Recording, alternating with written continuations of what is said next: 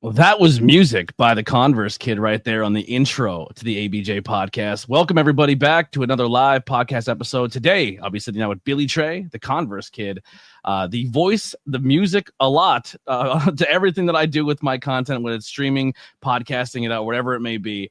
Billy is usually the voice or the music or the creativity behind it. So let's chat with him. This is my second interview with Billy here on the ABJ podcast. So let's dive in.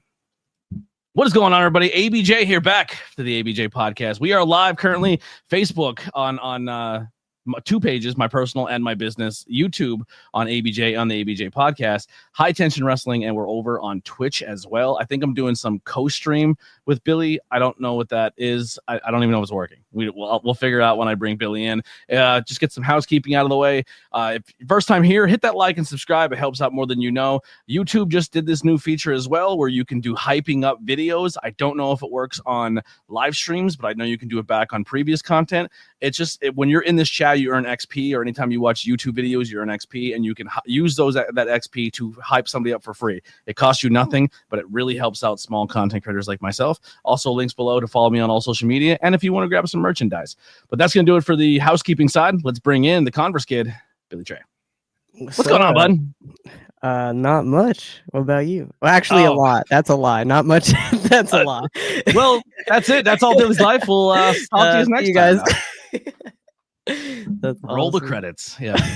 No, I'm exhausted. I'm sore. I'm having a day where I'm like trying to mentally recharge my battery because wrestling shows take it out of me. Last night you came to a show that I got to. You didn't really get to see me perform because I'm backstage, but you get to come and hang out and watch the show that I don't get to see, but then have to talk about backstage, which is a lot of fun.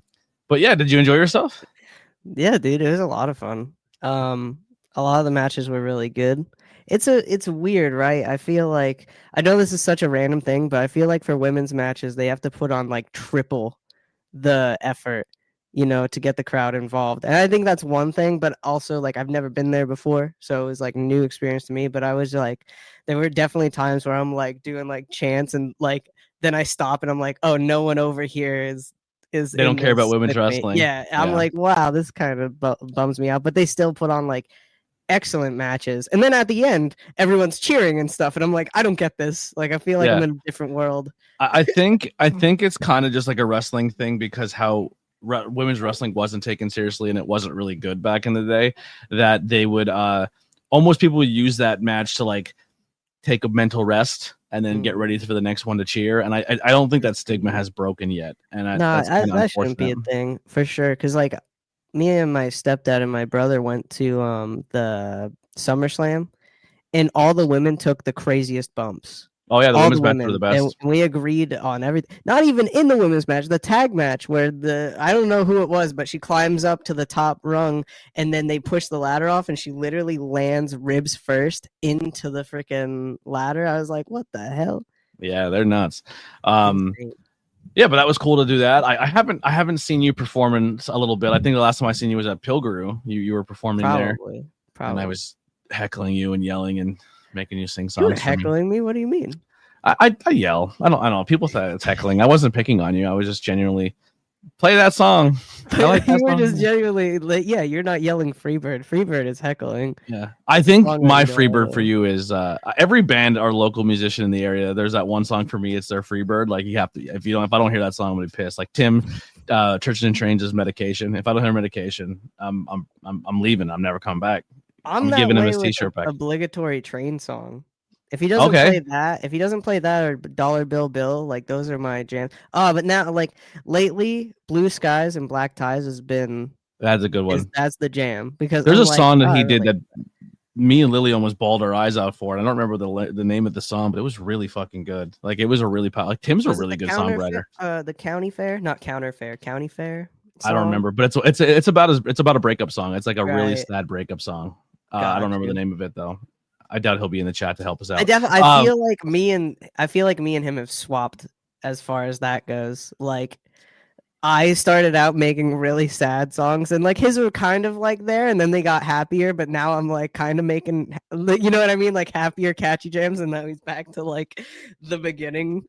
Yeah.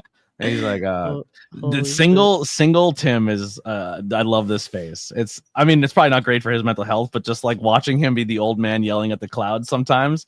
It's I favorite. love him figuring himself out, and it's cool. It's not cool, obviously. Everyone gets bummed out when you go through like a situation. Kids are riding their and have a bikes down the heartbreak. street at Pilgaro, and he's like, use the fucking sidewalk. And I go, Holy that would not have been you 2 years ago. You know what I mean? Like you would have not cared. Those kids were riding.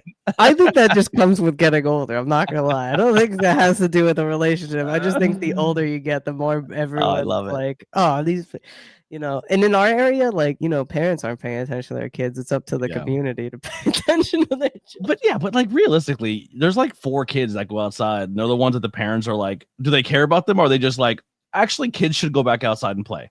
True. Like, I think a lot of parents don't let their kids leave the house anymore. They're like, you can't leave. Like, you know how great it's like post-apocalyptic. You're gonna get eaten by monsters. You're gonna get eaten by monsters. If you're going to the park, Especially I'm gonna stand there and watch you. I'm gonna watch you play at the park until you're fucking 16 years old. I don't think I have to be with you everywhere you go until you get a job. Like, I'm gonna escort you to your first day of your job. I'm gonna walk around and follow you. Like, parents are wild. Yeah, that's true. That's fair. My parents are like, yo, you're fucking 5. Go outside. You're 5. Go get hit by a car. Like, I can't handle you in the house all day. Look, you can put round pegs in round holes. You're good to walk around outside. Emily says she still has to watch Billy play in the park. He gets stuck in those swirly things. He tries to. He's like Danny DeVito in fucking Always Sunny. Stuck in the coil, dude. He's stuck in the coil. There's gonna be children here, D. How did you get here? That's not what's important. Oh man, I think the new season of that comes out. But all right, well let's get into this. Tell people, if they have not seen the previous podcasts or listen, who are you? And who I always think of like kindergarten cop when I ask this question, like, who is your daddy and what does he do? But who are you, and tell us about yourself. My name is Billy. I go by TheConverseKid. I make melodic punk emo music. I call it Diet Bayside because that's like my number one inspiration. And every time I play anywhere, it's like people come up to me and they're like, you remind me of like Anthony Green and Seosin, or you remind me of Anthony from Bayside. I'm like, well, I just remind you of Anthony's. That's cool. But like, no, that's definitely what I strive for. So it's really fun. It's gotten to the point where Junk Punk, this one dude that I've regularly played with recently, he just calls me Bayside. So now that's a thing. But yeah, no, that's what I do. I make music. You're Weezer side. You walk up and everyone's like, yo, he looks like the guy from Weezer. And then and then you play Bayside all day and they're like, oh, didn't see that coming. When I don't have my like crazy ass colored hair and I shave, or sometimes the mustache is fine. Yeah, but he has that. He rocked that like long hair and a full beard for a little bit there. Yeah, the mullet. Yeah, the mullet. He looked like a badass. He looked like he shouldn't have been a badass, but he was. He's like when they cast in a movie and it's not that good. Like the actors aren't that amazing, and it's just like he's like cast to be the badass role. And you're like, who is this guy? Like he's like when the heavyweight champion has an anorexic arc. I don't know if I could say that. Probably not. Yeah, something like that. It's been real. We're canceled. It's been 8 years. I'm canceled. Oh, can't make jokes anymore. Well, yeah, it's over. Comedy's dead. Ask Elon. All right. So what's been new with you since the last time we talked when it comes to music? I know you've been putting out some new stuff. I don't even remember the last time we did talk. It's been that long ago. I should probably look. Yeah, I think it was like 3 or 4 years ago. No way. Yeah. Since the last time we did a podcast together. Okay, at least 2 or 3 years. Really? It's 2025. I don't think we did one last year. Does that make me a bad friend? I don't think we did one 2 years ago. No. I remember you told me specifically at one point, you're like, I'm just going to focus the wrestling stuff, so I never hit you up. But you were like, just hit me up if you ever want to do an episode. And I was like, oh, you're doing good. So it's your fault. Yeah, it's definitely my fault. I'll take that. That's a lot easier on my soul. Trying to find here. I didn't think it was this early. Maybe it has. It was really early, dude. It used to be one of the most popular episodes. Used to be. Used to be. Then female wrestlers came along and you got your ass kicked. It was 2 years ago. What do I have to wear? I've started wearing crazy stuff just to get like anything over. This shirt says it's Goon o'clock. Hopefully that gets us views and it has cats on it. Thanks, Em. My girlfriend got me this. Is goon means jerking off now, right? That's the new kid term of beating your meat. Goonin, is that what that means? No comment. It's whatever you want it to mean. I don't know what it means. I don't know what it means either. I don't know the new hip lingo. I don't know either. I don't know what that even is. Yeah. I'm used to like you call someone a goon. It's like, oh, okay, he's a dumb meathead who likes to fight. You know what I mean? Yeah. I don't. But now it means maybe something completely different. Who knows? I think. But speaking of wearing weird outfits, can we talk about some of your Twitch streams real quick? Sure. All right, not a Twitch stream, but Billy. So I have been known to do inappropriate Omegle streams in my Discord. And then Billy started doing it in his Discord, where he'll go on these Omegles, and you wear like maid outfits and stuff. Yeah. And then you act like you're not wearing anything crazy. Like I got super drunk and stoned, shocker, and I would join his Discord, and I was just like in practical Joker style in his head, telling him what to do, and just crying laughing because it was just a really fun time. It was like you and like 7 other people too. Yeah. So like let's add that up and how many voices were in my fucking head. Yeah. Oh, it's hard. I used to do it all the time. You know what I mean? Like, my favorite one is when you're like turned around because you have a very tiny little petite body, and you're like you're fixing the green screen, and then they're like, "Hey," and you turn around, you have a big mustache, and like and they're like, "Oh my god!" It's not what they expected. Yeah, and you're like, "What? Is there something on my face?" Something. I know. My hair. Is my hair standing up? Yeah. Or no, I was like, you're just when they give you a shocked reaction, like, I know my green screen is bent. It's dusty. I need it cleaned up. That's what I'm doing, man. I'm fixing it right now. Oh my god, it's so good. I loved it. Yeah, I haven't done anything really unhinged like that recently. Last time M was down, we did a moonshine stream, and apparently I still have a drinking problem. Like we were doing like group games, and every intermittently we would do my face paint, like Juggalo face paint. So I got really drunk and looked like Shaggy 2 Dope, and it was definitely a time. We should do that. We should do like an ABJ stream and like do a watch along for a movie or play video games and just get crossfade or something and just do stupid stuff. I'll drink, but I'm not gonna. You're just a crazy lightweight. I did drink half of the moonshine by myself. I've watched Billy sniff a beer one time and get blackout drunk. Yeah, I threw water on someone. Billy is a crazy lightweight. Like he goes, like he's hammered. He's hammered off the smell. He can't even walk by the Yingling Brewery without getting these thrown up by the end of the block. He's hammered. It's unfair. I wanna sign a petition to have it moved to anywhere else.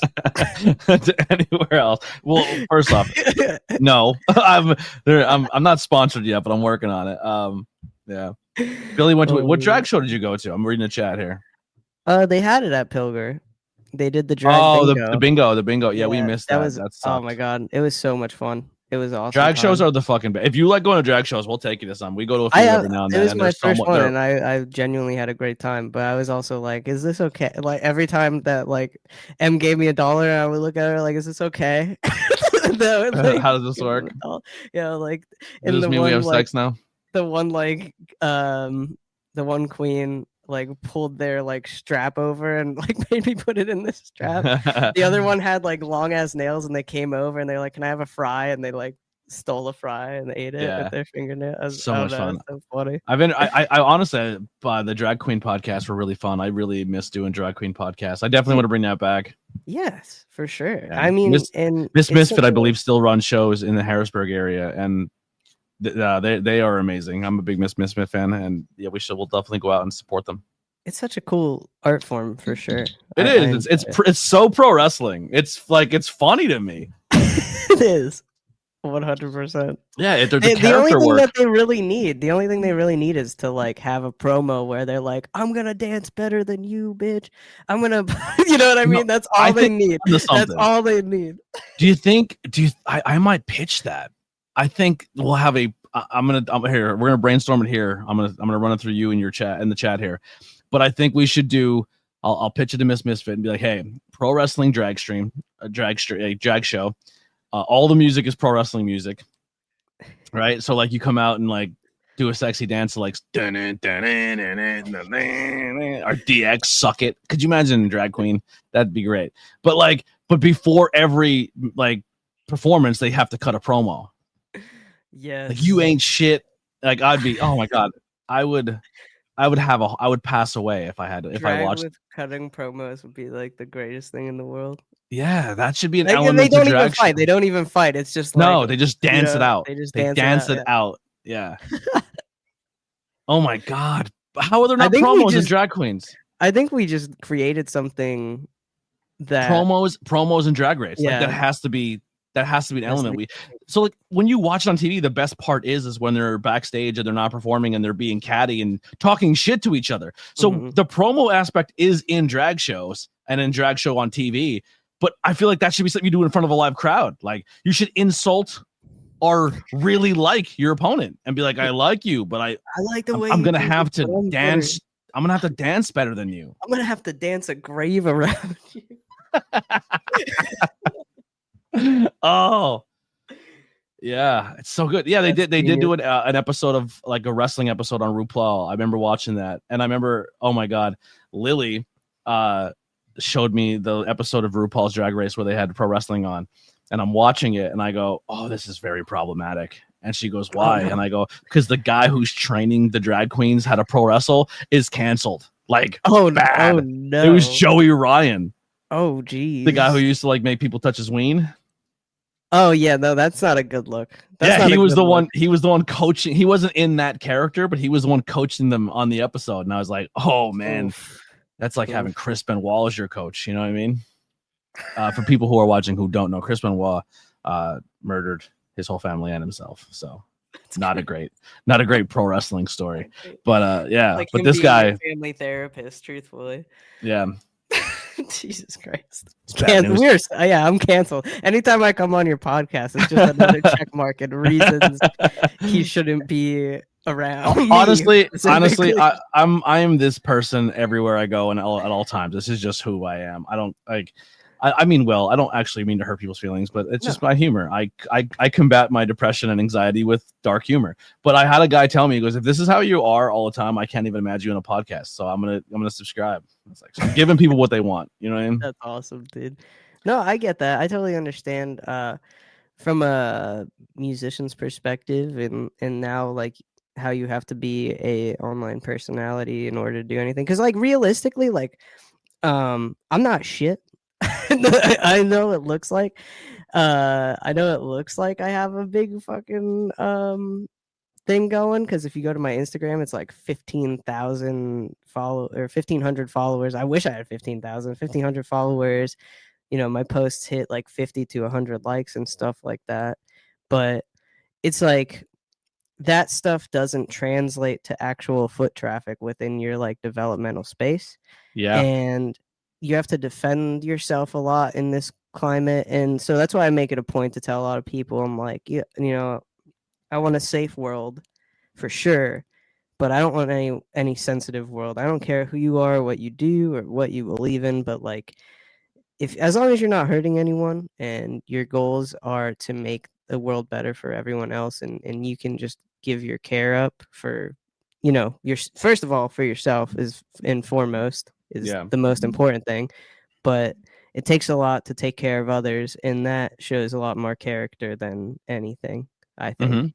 Totally. And it might sound stupid, but there's been so many times where like I had a show booked and I either mentally couldn't get there, or you know what I mean, and I wasn't feeling it, and I was like, if I do this show, it's going to be miserable and I'm not going to be happy, or I was sick. So I would message numerous artists that have already given me opportunities, and I'd be like, hey, come do this, you know. And the only way, a lot of people shit on like the music scene in this area, and the only way for a scene to exist in a world that we have now is to actually build each other up, rather than to be like, I want this show, I want that show. Not that I know anybody that's like that, but I've definitely seen like I do have a critique though when it comes to the local music scene. I remember when I first got into this content space 8-9 years ago, the music scene was a huge chunk of it. I interviewed a lot of the local people in this area, you yourself included, the old interviews with everyday people. But I also remember days where if a band was playing on a Friday night at Goodfellas, or if they were at a local bar, a lot of the other bands showed up and supported that band. Mm-hmm. I think we have a lot of people who play it. Like Pilgrim is our spot right now. That's essentially where we play. That's where the music is. That's where I go and watch probably the most live music. But it's also one of 3 places in this area, which makes my point even worse. What I say, what I'm about to say, because we'll have a show and it's an outside person or it's someone who is not from the area who is being brought in to maybe help uplift our music scene and bring more eyes and bring more attention, and not one local musician shows up to that person's show. It's like if I'm not booked, I'm not showing up. And I think that mentality isn't going to help this local scene at all. Dude, I think that's not a huge reason why, because my huge reason has always been to support my friends. When I have the money to do so, I always go out and I go see anyone. And if I've already seen someone a million times, like I'll go see someone else. Like that's just how it is. Literally, like last night, Precious, not to break kayfabe, we've been friends for a long time, and he hit me up and sent me, the flyer and everything. He's like, "This is gonna be my first ladder match. I would love for you to be there and see it." And I'm like, "Dude, I've wanted to come out since you started, doing this shit. I just had a lot of ups and downs and stuff."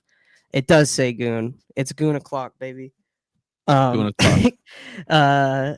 And so, I was like, "Oh, it's $20. All right, I'll go do that. I should be getting paid this week, whatever." And then turned out like Andy Header was wrestling that night. The only thing I saw on the flyer was just the ladder match, so I didn't know who all was there. And then Andy Header came out. I was like, "Oh, this is sick." And then Tony's music hits, and I'm like, "That sounds familiar." And then like he comes out, and he was like, "Dude, I didn't know you were gonna be here." Like neither of them knew, and I'm like, "Well, the only person that told me was Precious." Like that's kind of on you guys. Yeah. But no, and me and Andy Header talked about it too, because he'll be like, "Man, I shared it a lot. I don't know how you wouldn't have seen it." You know what I mean? And I'm like, the algorithm hates us. That's just how it is. I shared a lot too, but I'm not a wrestler, so people don't come to the shows for me. Dude, no, I don't even see your posts specifically. Like I don't know anything that you've been up to. Because your timeline's probably flooded with big booby goth girls. You know what I mean? That too. But the only time I see it is when you send me stuff on Snapchat. And gotcha. I'm like, that's the go-to. Honestly, that's why I use Snapchat as much as I do, and I quick add random people, because you never know. You never fucking know. Like for a while there, I was getting like 100,000 views per post on Instagram. Wow. Like crazy numbers. They didn't translate to any other platform, but people were looking at stuff. So that's the thing though, is like, so now I've been going out to shows, places that I've never been to before. One specifically is Union Vapors, which is in Scranton, which is way out of our area. It's like an hour, 20 minutes away. They sponsored a wrestling show that I worked at one time. Oh, really? Oh, yeah. The New Era show, and it was in the Scranton Mall. Oh, what? That's rad. Yeah, they were the sponsors of the show. They were really cool though. Ken's really nice, and literally everyone that works there. They have the nicest sound system I've ever seen in a vape shop. Nice.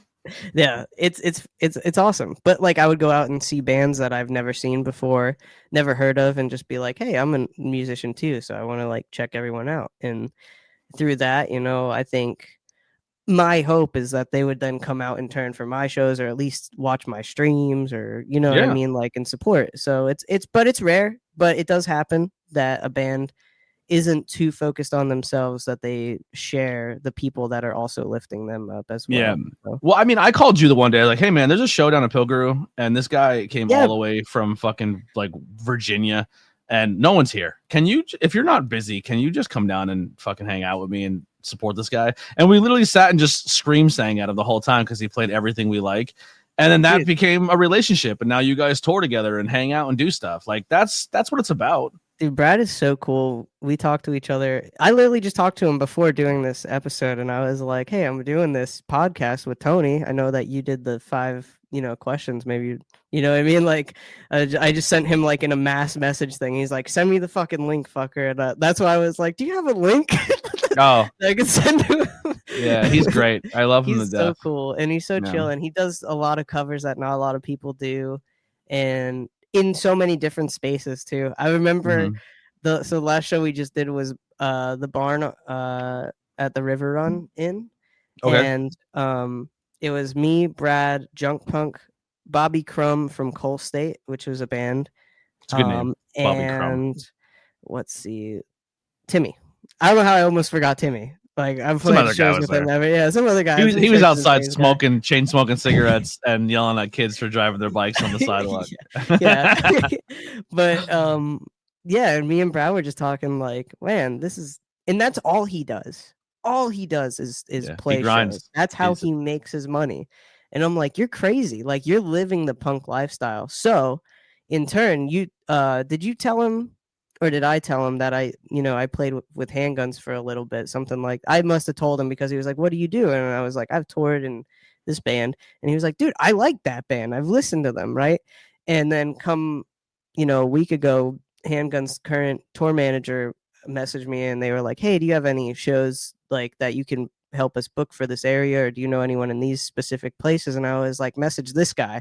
And then it was Brad. I was like, message Brad, and freaking, so I hit him up after. I was like, hey man, hope they got back to you, or hope they messaged you. He's like, yeah, they did, dude. We got this show and that. And he was like, I'm nice. really grateful for that. So like for me, I think it's important that I just like realize who's a real musician, who's a real person, and kind of scrape off the mold of people just trying to step on heads to get up and like buy fucking views and buy listens and all Yeah. that bullshit, and you're not gonna get anywhere. Why is it a thing in the music world where, like, hey, me, Brad, and Timmy are good buddies, but we're not, like, we all play the same instrument, we all do the same thing, so like we can't collaborate, we can't do bands, we could tour together, but that's pretty much like that. I feel like the idea of this, like, hey, maybe we should like write a song together. Let's do like a song, like one song you put on your album, I put on my album.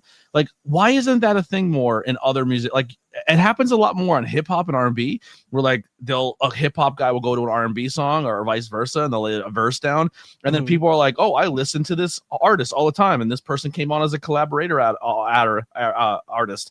I want to listen to more of their stuff. That doesn't really happen in the rock punk scene. I would agree, but I think more so this year, and inherently, like Spirit Box did a lot of feature, like everything this year specifically. Maybe it's just people catching on. Silverstein just put out a new album, and there's at least 4 features. A Oh lot of shit! Okay. a lot of punk bands put out like Free Throw just re-released an album that has a lot of features on old songs, which is like shout out Free Throw, Corey, the homies. But yeah, a lot of artists this year specifically are doing collabs. I think primarily because of the TikTok and Instagram trends, and they're like, hey, if you work with this person, yeah, Amy Lee, Poppy, and I think it's the girl from Spirit Box just did like a three artist cover. I listened to Or that. not Lily cover, made me listen to it. It was collaboration. really Yeah, cool. yeah. So it's like, I don't think it's ever not been a thing. I think it's been less likely, but I think the hardest part is finding people that you can write and collaborate with in your style of music. But isn't that the fits challenge you. though, to find people that maybe are not in your style, like, and challenge No, yourself? for sure. But I think you also have to have your heart in what you're doing. I don't think a lot of, like, not that me and Timmy or Brad wouldn't do that. I think it's more so like time constraints for us. I mean, like, I know Yeah. I have a lot of time, but in reality, that time is spent me focusing on Or even trying just other like shit. I don't know how this works from a content standpoint, because I'm not up to like copyright laws or how it works, but just like I show up one day and you guys are all hanging out and you just play like a jam session. Like maybe, because me and Brad both like this emo band, we're going to cover it, and I'll just have someone film it and then put it online. Like that stuff like that is how you blow up. Like, yeah, lately I've been doing that a lot at the end of shows when I have time and I don't have to go home right away. It started in Philly. I played a show with Black Cowboy, Cheap City Forever, and this artist that goes by SB. And after we played the show, it was like 11 o'clock at night, but I was like, me and SB just really got along. We had a lot of the same interests musically and stuff like that. And we were talking about the band Say Anything. So we did an impromptu cover of a Say Anything song in like this laundromat parking lot right next to the venue, and that's up on my Instagram and stuff too. That's awesome. So, but I've been trying to recapture that, but I want it to be genuine. I don't want to go up to someone and just because we played a show together, like, hey man, I know that like mood blah blah blah, like you want to do this or whatever. So I just want it to be more of a genuine interaction than being like, I do this at everything, Yeah. So it would be a cool move. Can I pitch an idea to you, Billy? I think you're talented enough to pull this off. So like Brad or Tim, you tour with them a lot, right? I think it'd be a cool nod if like, hey, I'm gonna go play with Johnny Crumb. I don't know. It was just a fun name you said earlier. I thought Bobby it was funny. Crumb? Bobby Crumb. Johnny Bobby. But I just remember Crumb because it was from a Nickelodeon TV show. Yeah. But like you listen to one of his songs and learn it, but don't tell him. And then the day of the show, be like, hey, when you play that song, can I come join you? And like almost shock him that you took the time out to learn his thing and figure out what he's doing and then do that collaboration. And I think that's like a great way to for his followers to be like, oh, Billy's actually a fan of his music. They're not just working together because they're trying to do like he generally cares about him. Like I think that's a cool nod to your fellow musician of like, hey man, I took time out to learn your chords and stuff, and I'd like to perform that with you if you're cool with it. No, like, you know what I mean? I think that's a cool, like when you're on a stage and two bands are collaborating or they're doing a tour together and the one comes out and plays a song with the other. Yeah, it's a genuine genuine music feeling of like, holy shit, they actually like each other. This is not just a business agreement. You know what I mean? Like 100%. No, I agree with that for sure. And it's something that I've thought about.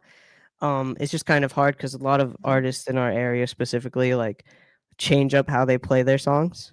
A lot of us do. You know what I mean? Like some days we're having a rough day, so we're like, oh, I'm gonna play it in this key instead. But no, I definitely think I have the full confidence that like improvisation is a big thing. And I mean, you've seen me play with Mikey before, who's the guy that accompanies me on sax. He's Michael amazing. Barricado. He can play and he can literally play any instrument. He plays with Timmy. He plays with any band that is on the bill of that day. He will ask to play with any instrument.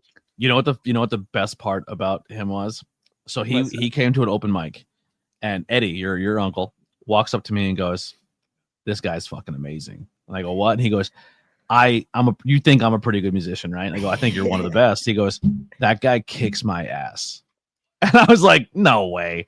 And he's like, "Yeah." And if Eddie says like, "Watch this, like pay attention," I immediately go, I respect his his take that he's gonna like. That's what I would like to be in the world of entertainment or my content of like, I've earned the respect that like, hey, if I like this movie or here's why I like this movie, you respect it, or you're like, okay, I understand where he came from, or like, oh, a wrestler, I should definitely go check this out, or a musician, check him out. Like, because not only I think it's important because sometimes you're like, I really like this artist, and then you find out they're like dirtballs, and you're like, shit, that hurts. You know what I mean? I promise you, if I'm putting you onto a person on my podcast, I'm making sure they're not a dirtball. Like now, I mean, listen, I have some past episodes that can maybe say the difference, but like last night backstage, or even like in general, I feel like I'm treating anything I work with or people I work with like jail. Like you walk up to me, I'm like, yo, show me your papers. Like I need to learn about you. I want to know who. I need to see who you're following. I need to see who you voted for. I want to know what religion you're in. Why are you here? I need 10 references from previous girlfriends. Like I'm not playing anymore. Like I'm not associating myself with dirtballs. You know what I mean? Not doing it. Run your papers. I need your papers. No, and it's hard to.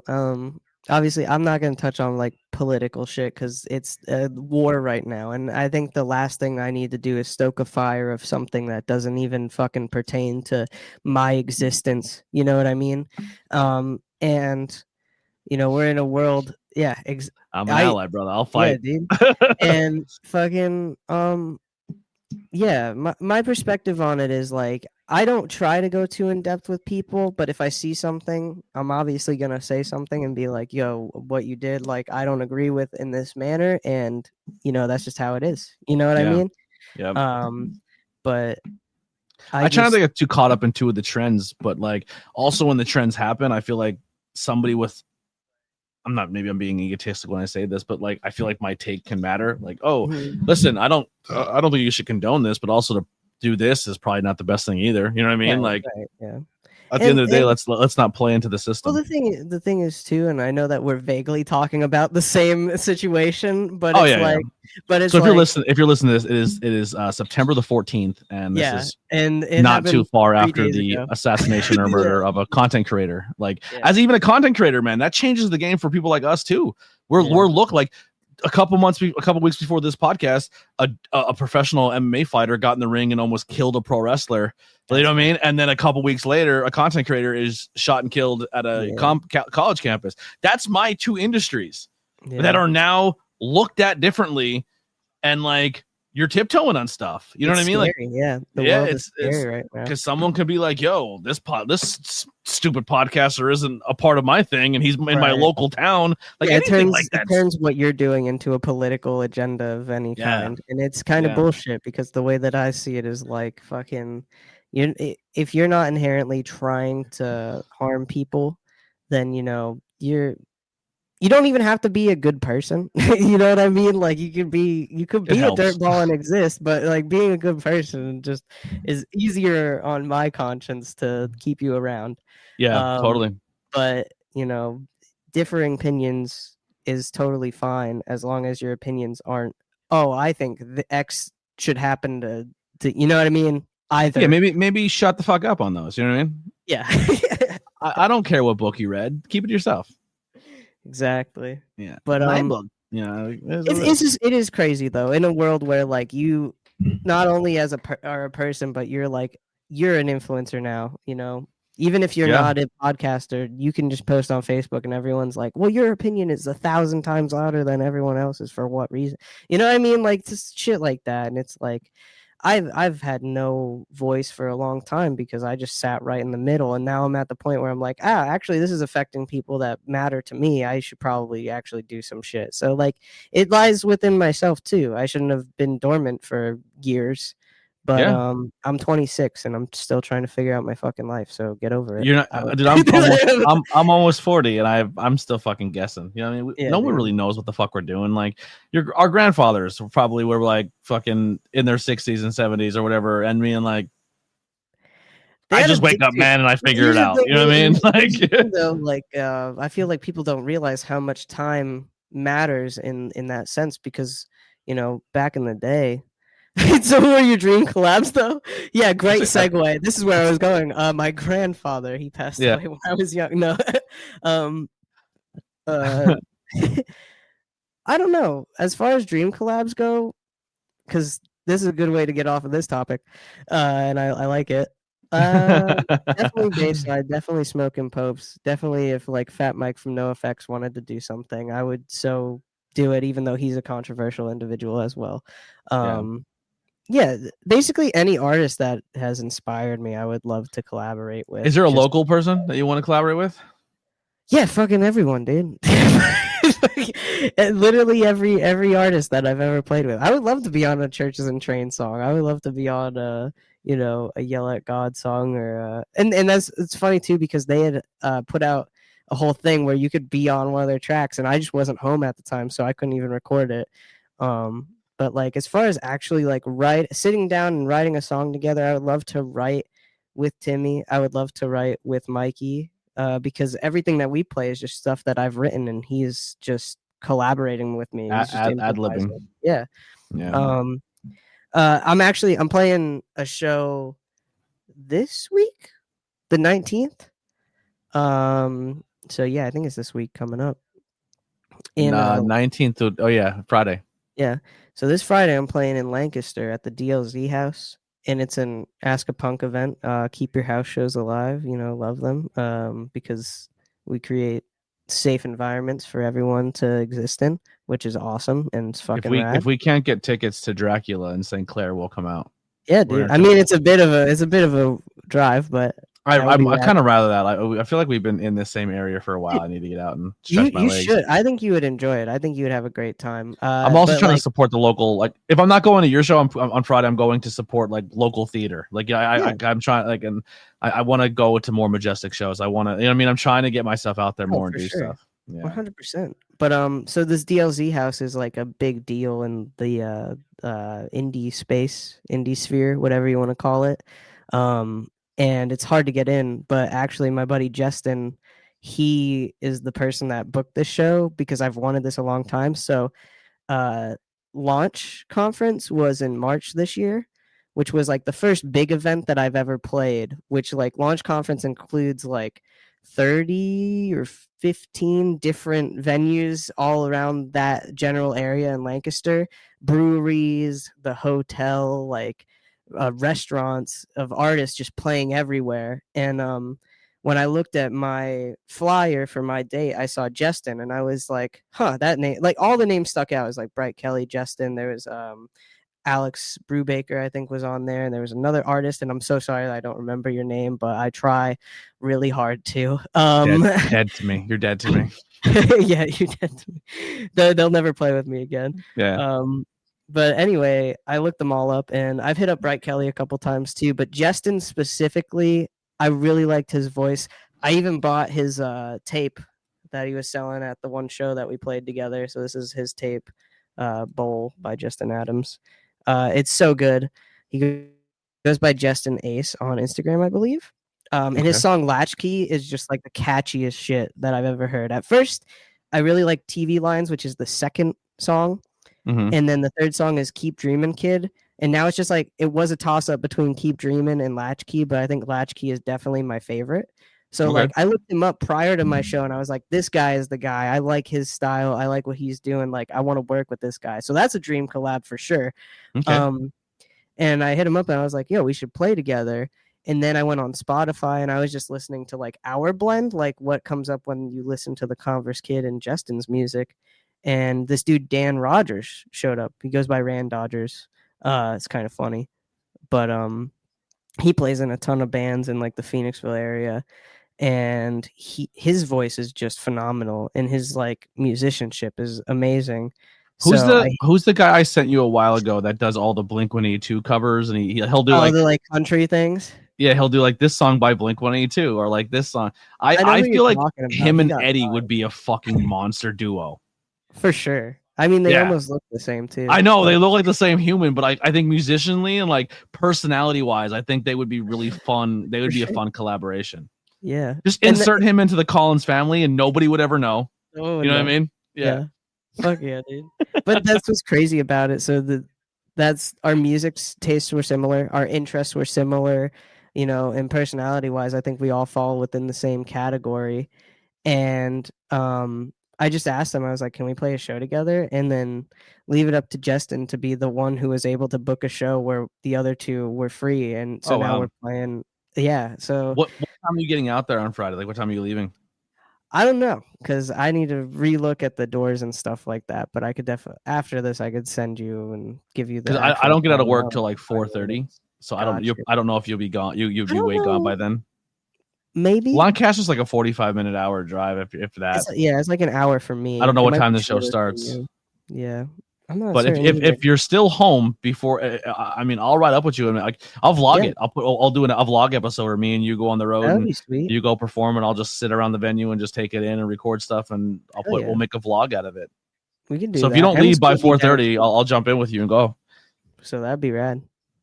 I think that'd be super cool, and it would be an interesting. The only thing is, it's not a like put the address out there thing. So there's definitely, you know what I mean. We'll have to do it like undercover, but it'd be like a really cool vlog and an idea.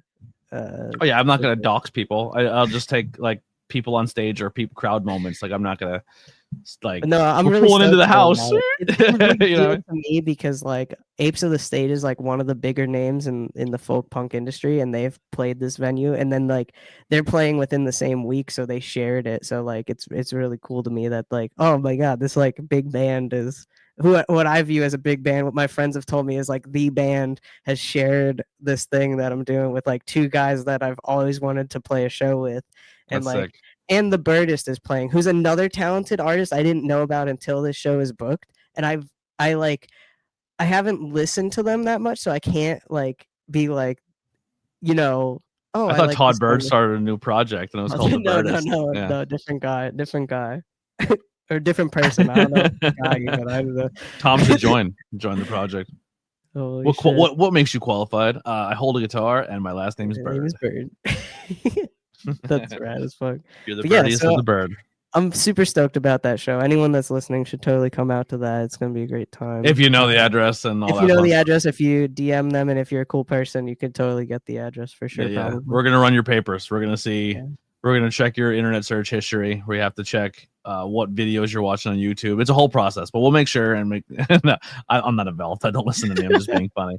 But no, and maybe who knows? Keep an eye on the channel, and maybe we'll do a vlog of the experience. Yeah. Yeah. 100%. So since we've talked, have you had any setbacks or adversities that you had to overcome? Yeah. Yeah. Yeah. I don't know what you want to talk about, but yeah, a lot. you just want me to tell you what you went through for the No. Okay.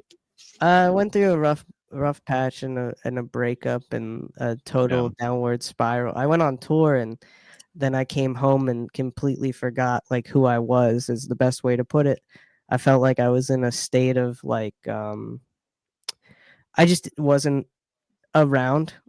Like I existed but I wasn't here, and so I just kind of lost myself. And I had a really good job, and I loved my crew that I worked with and everything, and they're still like awesome people. I'm gonna try to go to a Halloween party that one of them's hosting, it's like, so nothing on them, but I literally like, I remember you should go in your old work uniform for the Halloween thing, dude. No, they would lose their shit. I think it'd be funny, but I think they'd probably be like, leave.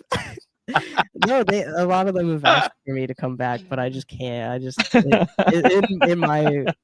my history, I'm not able to do that. But yeah, so I remember I woke up one day and I just wasn't here. My boss called my mom and was like, "Hey, where's Billy? Like, why isn't he at work today?" And she came into my room and she's like, "Are you going to work? What's going on?" And keep in mind, like that year, I like lost my closest friend, my cat that I loved for a long time, and had to like go through that whole trauma. My relationship at the time was constantly like, "Oh, we're off now, we're on again, now we're off again." Like it was like a whole fucking mess, and I just didn't know who I was anymore, and I just kind of gave up. And I started just like, I went to work every day, came home, slept, went to work every day, came home, slept, had no. The worst. That spiral as a creative person is the worst. Like you feel like you're becoming human. And not even human anymore. I feel like I'm becoming. But no, that's what I feel like the rest of the world is like I go to work, I come home, I sleep, or I come home, I eat, I sleep, I go to work. You know what I mean? Like that rinse and repeat. Like I couldn't imagine. I do that. I was telling Lily, like I come home and it's like, all right, I got to figure out a way to create something or play or interview or watch something so I can talk about it later. Like it just. When that goes away and you go into like that mode, it's tough to dig out of. And it was that right after achieving one of the biggest goals in my life, which was playing the venue Chain Reaction. And I was able to do that through the Dudes and Handguns. That like they brought me on my first ever tour. They helped me with so much in my musical career, as far as like booking shows and just learning my own worth and that I'm a talented musician and artist, and obviously there's been ups and downs with that too, of us like button heads or whatever. But I'll always say it, like, Jake is crazy, but I love him for everything that he's done for me, and he's still like a big brother to me as always. Jake's great. he's a great crazy man. Oh, he's nuts. I love him. But the handguns did a lot for me for sure, but then it also helped me forge my own path. And when I came home from this tour, that like fucking I played so many cool spaces. Yeah. Like I don't talk to him ever. Like we just don't talk. And then I'll just get like a random message and he'll be like, just say something. And it's like so out of left field. And I'll be like, all right, man. Like, all right. But he messaged me after my car accident. Oh, really? And he was like, yeah. And he was like, if that car's total, I'll take the parts. I need them. And I was just like, I'll let you know. I'll keep you in the loop. I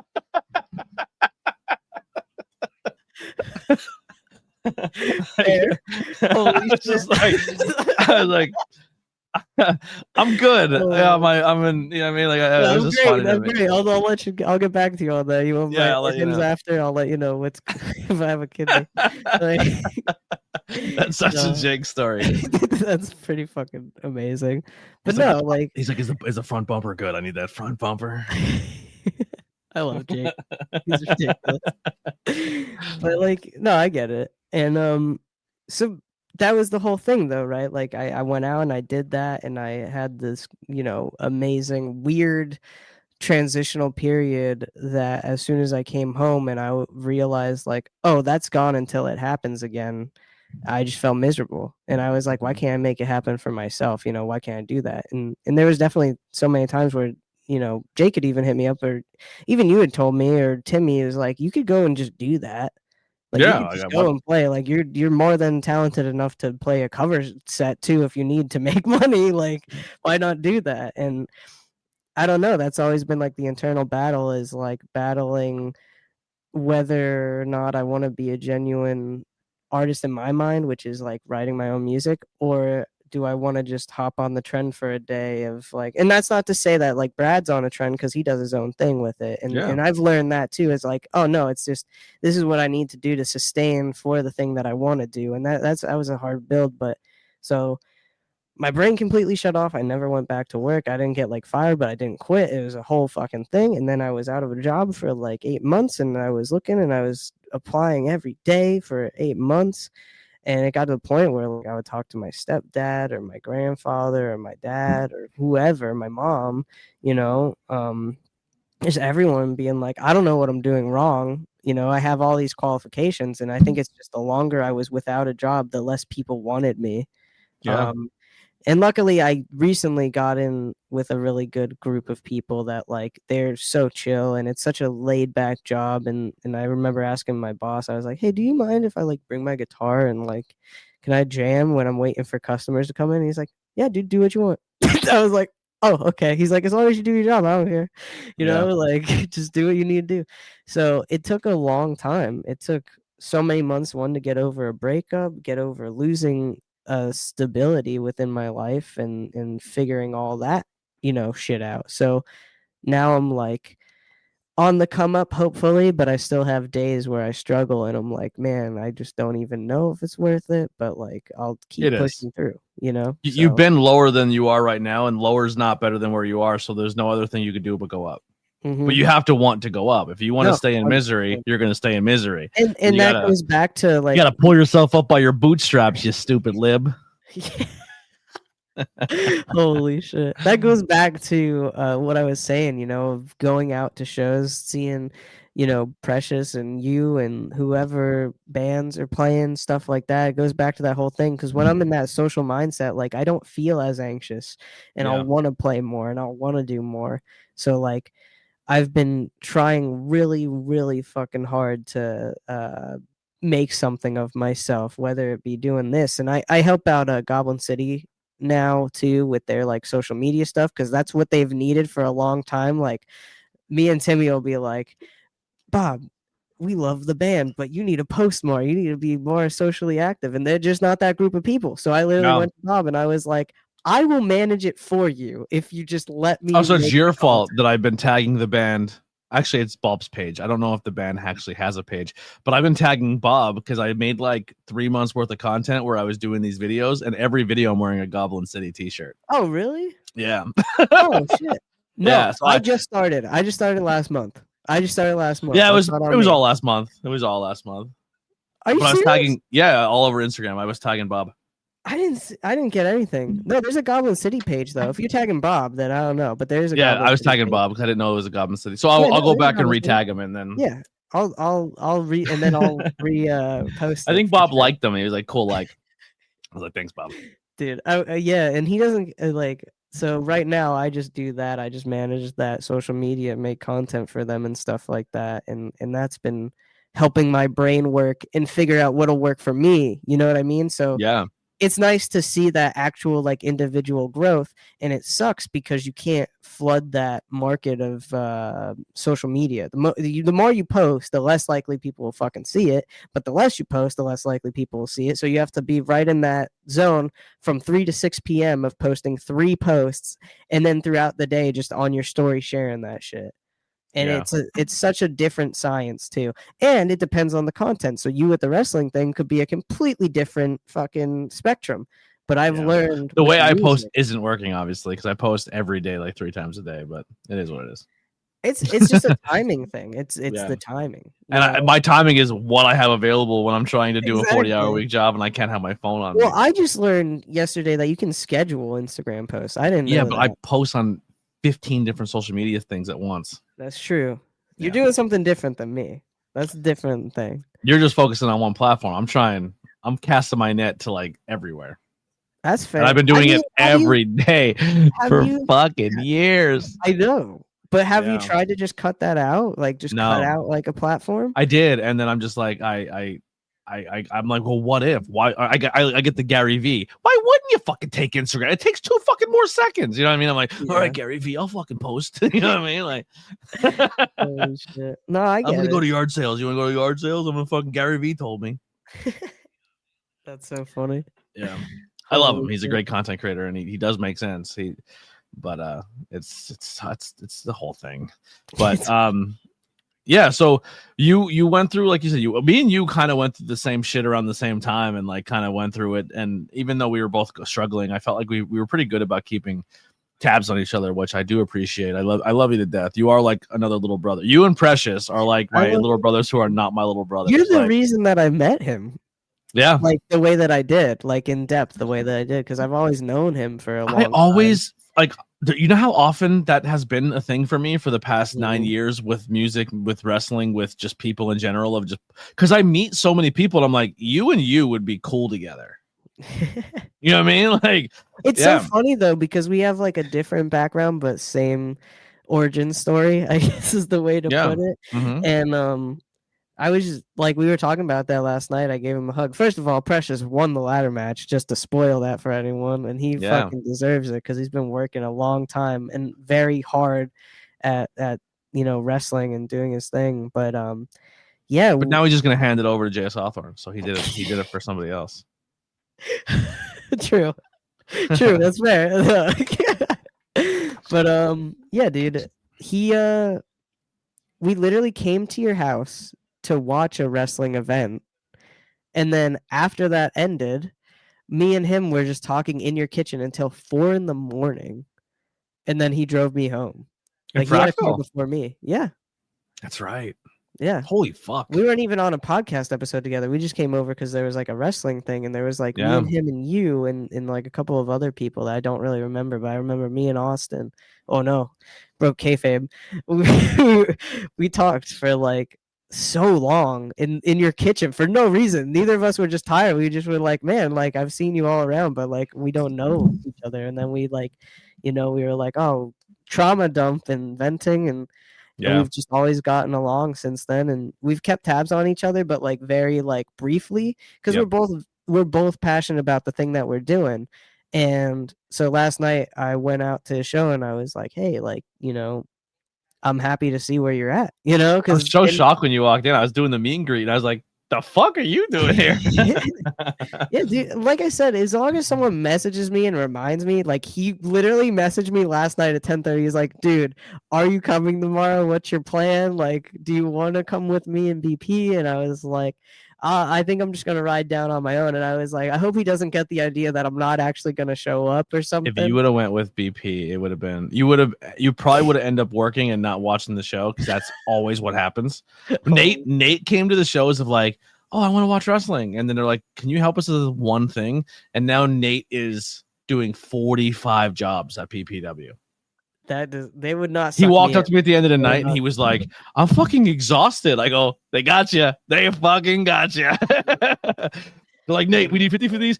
Get that poster, get it to that person, get him to sign it, go help Tony backstage, go grab the gear thing. Like, yo, I would have, if I was Nate, I would have been like, that's gonna be $75. Yeah, that's you're gonna be fucking, yeah. You're getting a handshake. That ain't like, me. No, bro. because if you're willing to help, they need everything they can. Like, you know what I mean? But he knows that. We know that he's a good person, but it does suck because you want to help the industry, but then you kind of get to that thing where like, I kind of just want to watch the fucking show. You know what I mean? Like, yeah. Thank you so much, Brandon, for the 1 month membership. Late on the video, but what does Billy exactly do? Just wondering. I don't want to sound rude or anything. I'm just wondering to look him up. So actually, the intro and outro music to every single piece of content I do, Hang Out with ABJ Podcast, Not Cool in High School, Truth Behind a Lose, the only one that's not Billy is still a Billy family member. But all of my intro outro music is the Converse Kid, is Billy here. I've known him for such a long time. His entire family is amazing musicians, and yeah, just to kind of recap to get people on the same page. If you're listening to this later on the audio source or are back anywhere else, we are on Apple Podcasts, Google Podcasts, anywhere you find your podcast app. Spotify is actually video and audio, but a 5-star review goes a long way. Thank you guys so much. But also, go check out the links below to follow my guest Billy and the Converse Kid, and go support his music. He's also on Spotify and Bandcamp, and I don't want to say I said it like that, Bandcamp, but all of your publishing. No, I don't get anything. I'm just a homie. I don't get anything. Listen, Billy knows. I hope he does that if my shit pops off, his shit pops off. Like, we've kind of made this thing like. I've done it with a bunch of people. Like, I think I've earned that respect of people that they know that my goal to make for myself is to bring everybody with me. So if I make it, Billy's good. You know what I mean? I will cut the check. I wish I could have cut Billy for making all the intro music back in the day. Yeah, dude. And like I said before, my whole thing is to lift people up, and we have the same goal, you know? So like that's always been my thing, is like I just want to help out other people, and that sucks sometimes in the music industry because everyone's going to step on your head, but at least I know in my mind that every person that I've played with, because I'm a genuine human being and I give them my all, and I, you know, give them more than the time that is necessary to befriend them or whatever, and I make genuine connections. I know that, like, I've literally had people from like bands that I've never seen play before that were friends with artists that I have played with before come up to me and be like, "Oh, you're the Converse Kid. I'm so excited to see you. This person talked about you." And I'm like, "You're from like Oregon. You're from like, you know, Massachusetts. You're from all over." It blows your mind, right? You're like, "What?" Yeah. And it makes me so happy, and I'm like, oh, that like warms my heart. Like, tell them. And then I message them. I'm like, dude, I didn't know you knew this person. Like, that makes me so happy. And then like, I give the heads up to other people when I see that. I'm like, I can't believe these two people are playing together. That's so sick. And then they're stoked to play together because they know who I am, and they know I'm not gonna fucking be like, you know what I mean? Like, I wouldn't hang out with someone that was a piece of shit, you know. Dude, I had a moment the other day. My cousin Megan, I only see at one point in time, I was only seeing her like twice a year, but I seen her like 3 times in a month. But which was awesome because I missed her. But she came up to me and she's like, "Yeah, I was hanging out with a friend and I met him, and he's from like Reading or Harrisburg or something." And I was talking about podcasts and stuff, and I said that my cousin's a podcaster and he's also in pro wrestling. And he's like, "Who is he?" And she's like, "His name's Anthony." And he goes, "He's ABJ. You're really the ABJ." I've never met or talked to this guy in my entire life. But she was like, my cousin, like, she's like, he was fucking starstruck over you, kind of like freak. I'm like, "Who is it?" And she told me. I was like, "He's never reached out. He's never said a word.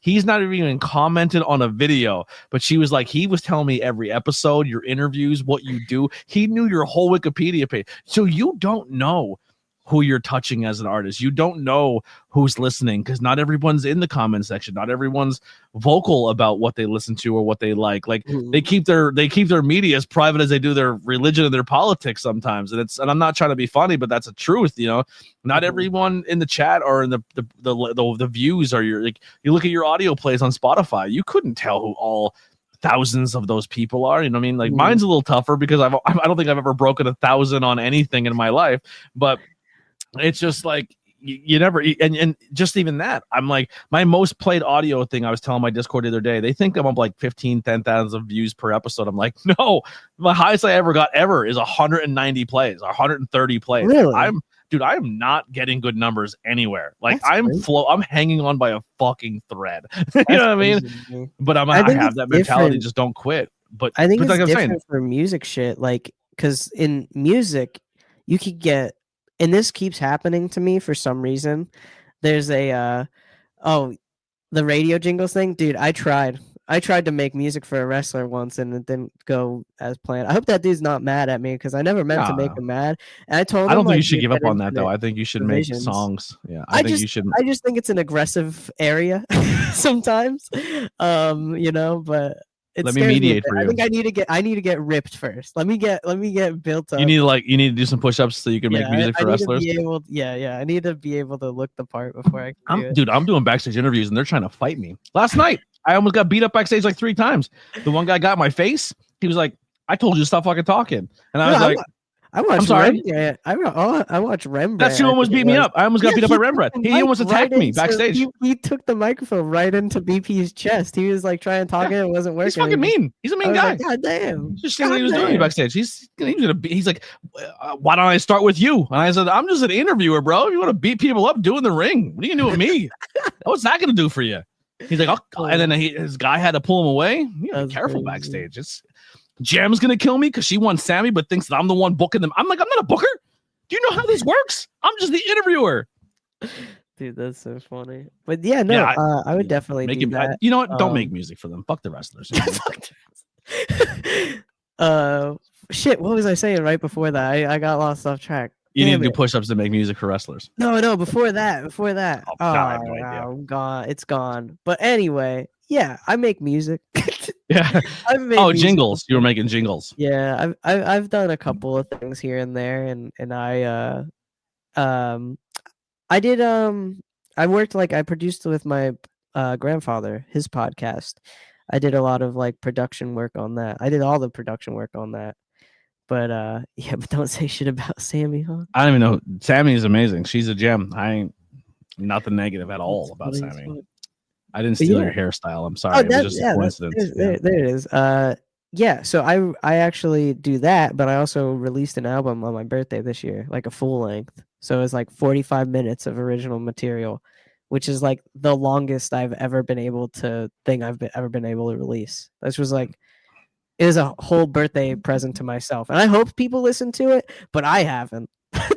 Since I put it out, I haven't. That's what we were talking about, the plays thing. That's where it was. Thank you. We circled back somehow. It's easy as a musician to get lumped into random playlists because there's a lot of AI built playlists out there, which is AI sucks, but sometimes it's beneficial when it's used as a fucking tool. Yeah. Well, that whole tool you said, well, who listens to this and who listens to this and what do people listen in the middle? That's AI. Yeah. You know what I mean? The demographic. It's not built by a person going through and being like, oh, this person's at this. You know what I mean? Yeah. The band that goes well with Madden is Dashboard Confession. That's so funny. Thank you.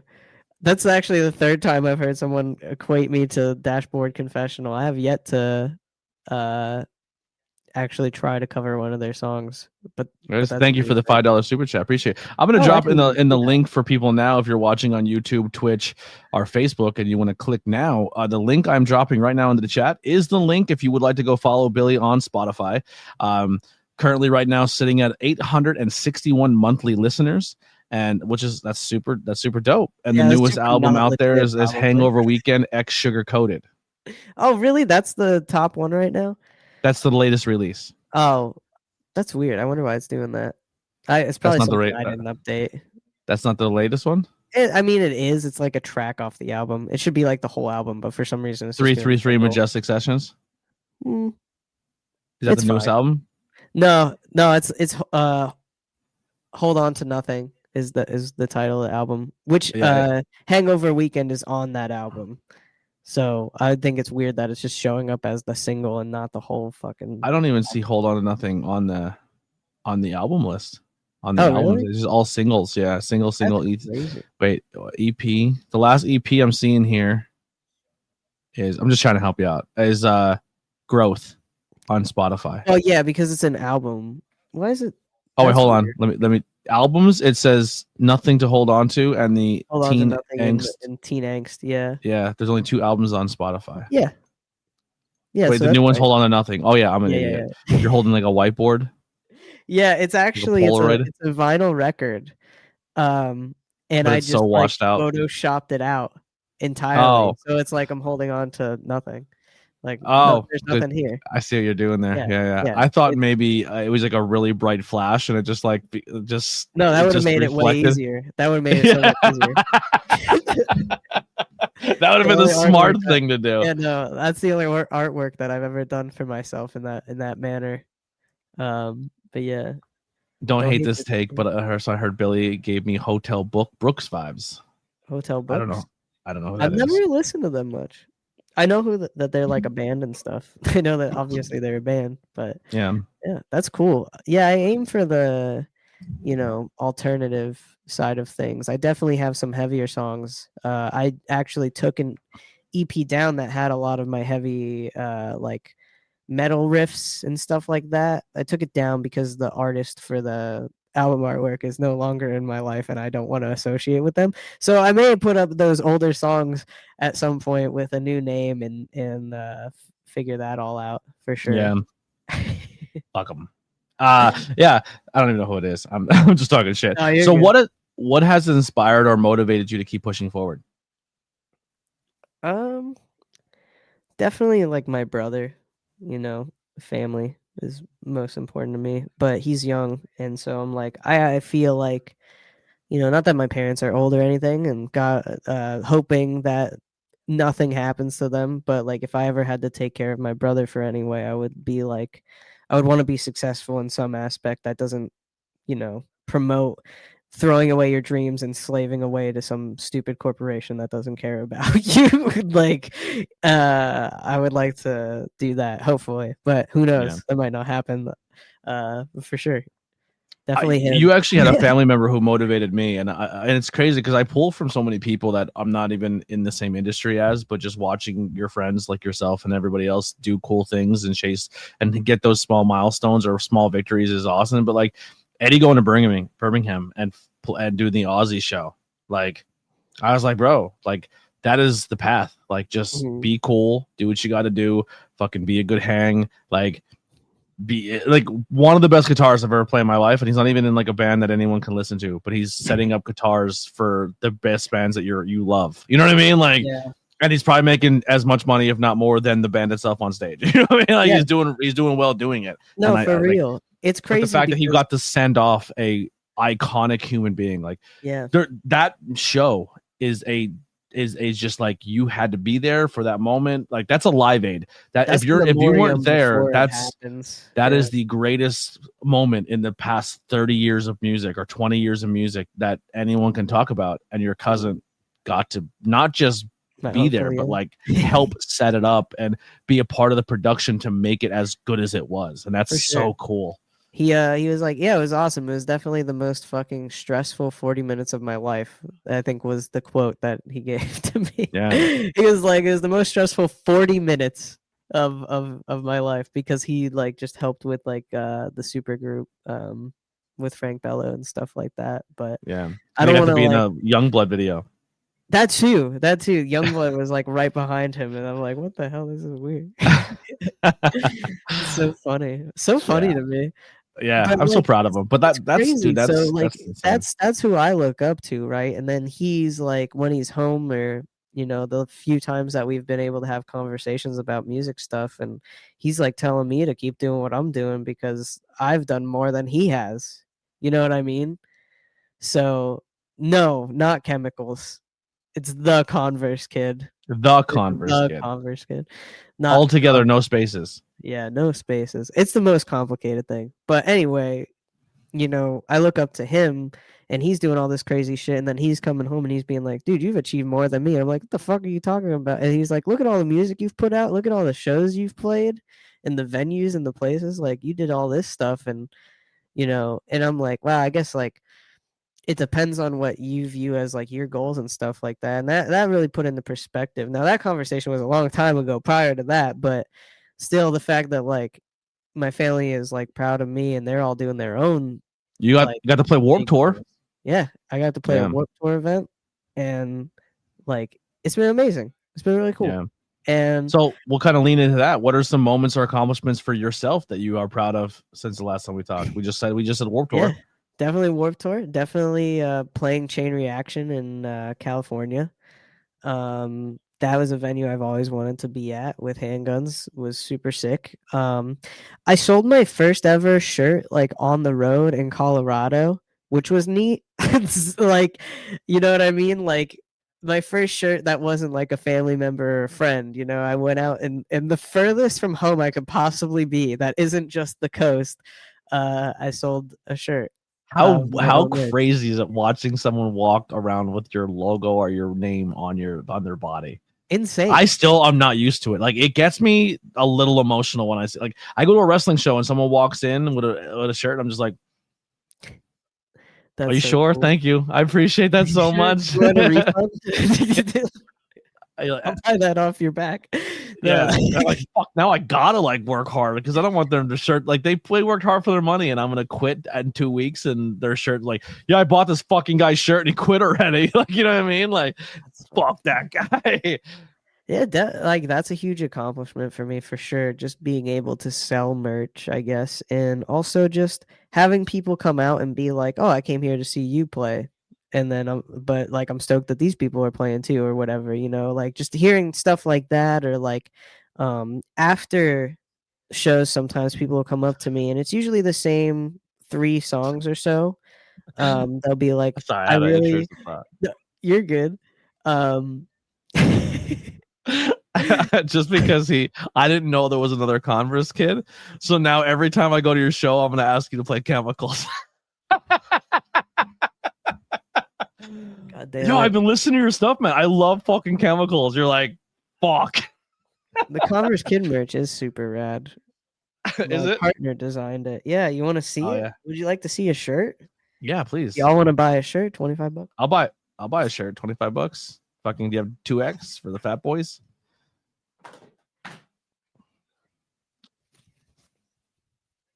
Oh shit. I like it.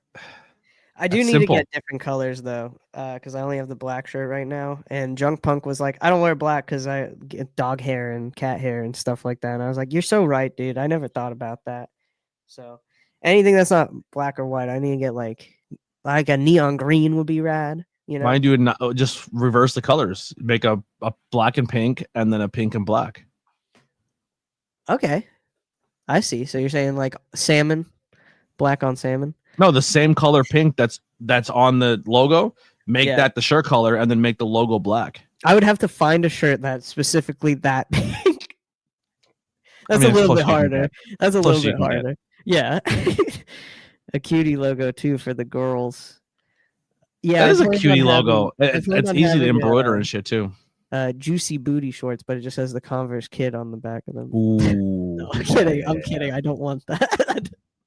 I kind of wish I saw that at a show, I would quit. I kind of wish more people wore masks. You know how sick would it be to have I Heart ABJ like masks on their face? It'd be fucking. And it just opens. Is it like a zipper on it? Oop. Holy shit! But yeah, one of the biggest accomplishments, I guess, for me is that like after playing a show, some people come up to me. They won't buy merch, or they will. I have stickers too. So sometimes they'll buy a sticker and they'll be like, "Hey, I just want to say, like, I really connected with that song 333. That song is like insane. Like, I love it. I don't know what it is, but that it made me feel something, and that means a lot to me.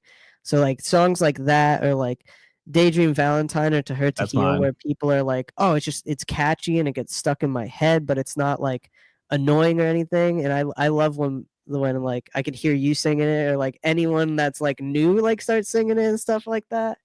That stuff's really fun to me. So that makes my I was singing along with you at the bar, and then you stopped playing it or stopped singing it, and then it was just me screaming in the bar.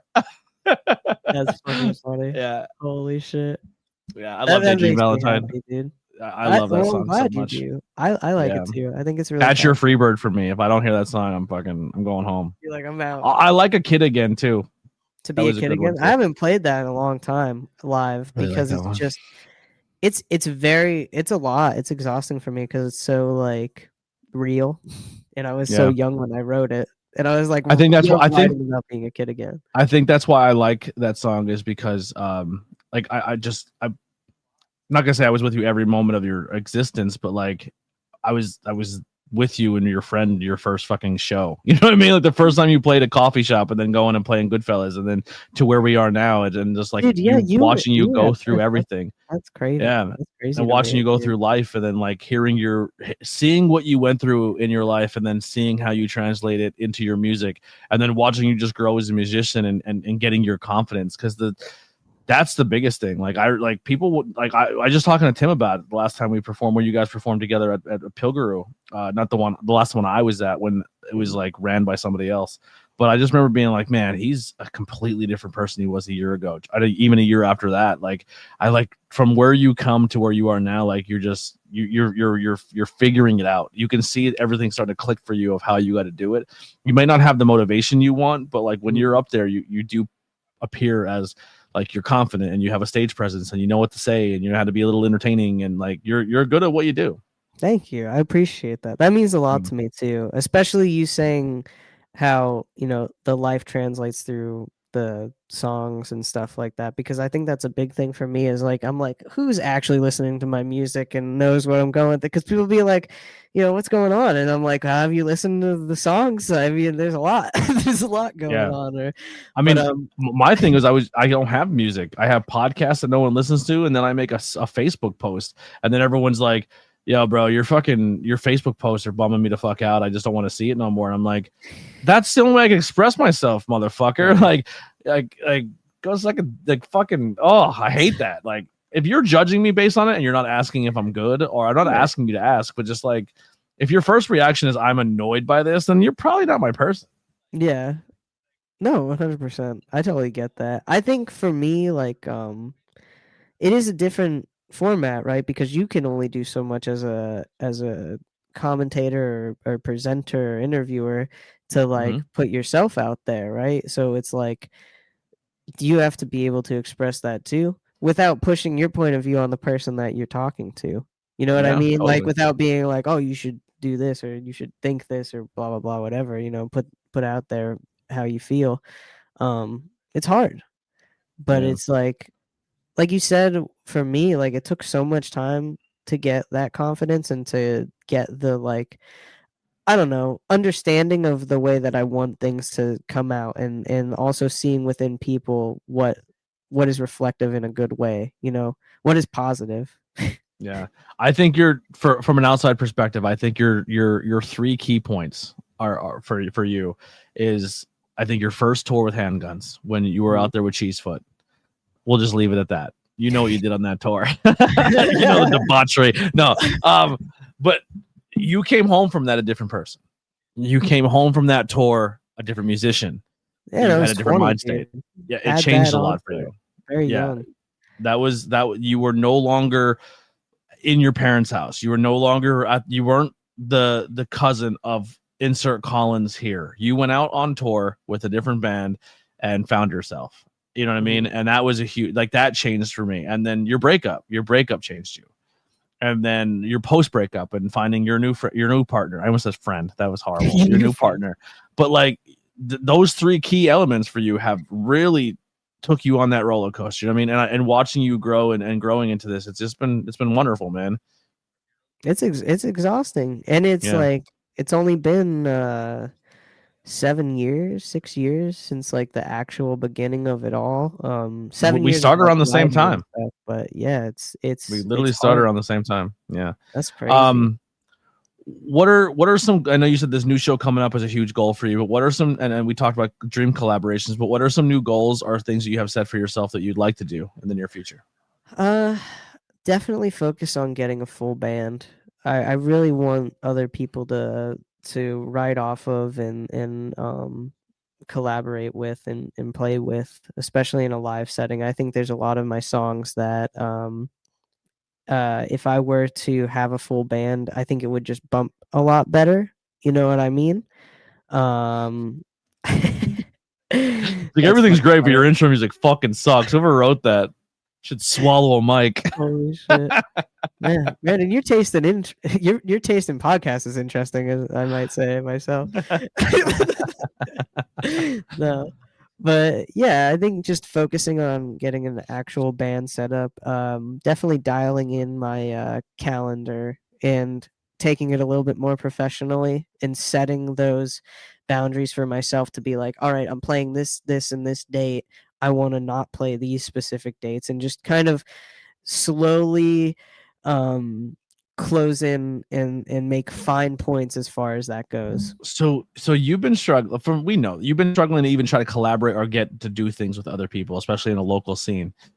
I think you're finding yourself and creating your brand as this Converse Kid.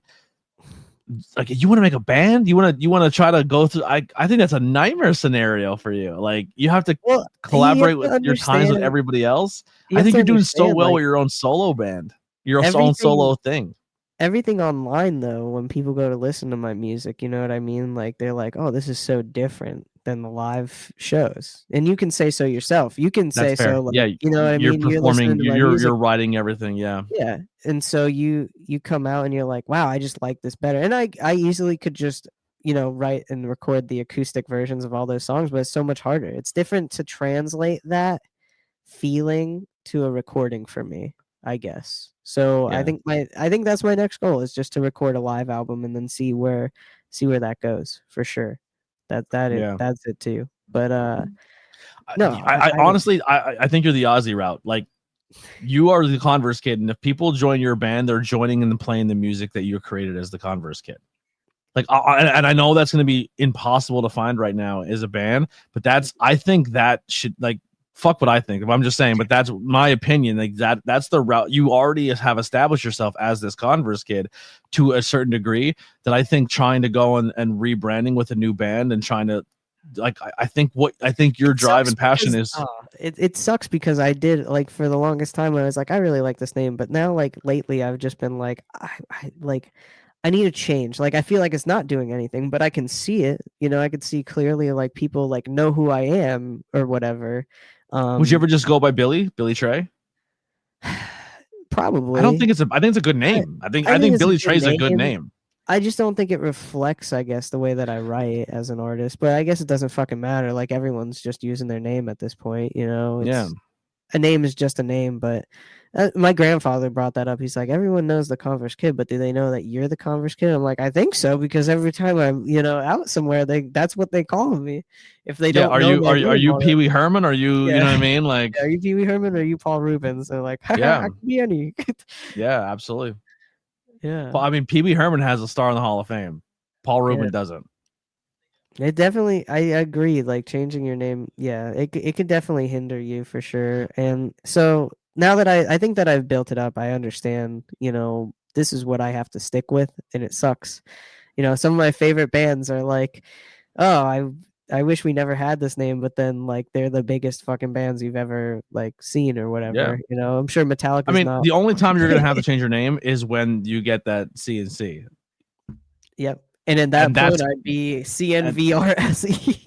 yeah, and that's when you change it. But honestly, like what you have now, keep. You know what I Yeah. mean? Fuck, maybe even Converse likes what you're fucking doing. You know what I mean? You don't know where That'd that's be gonna sick. take you.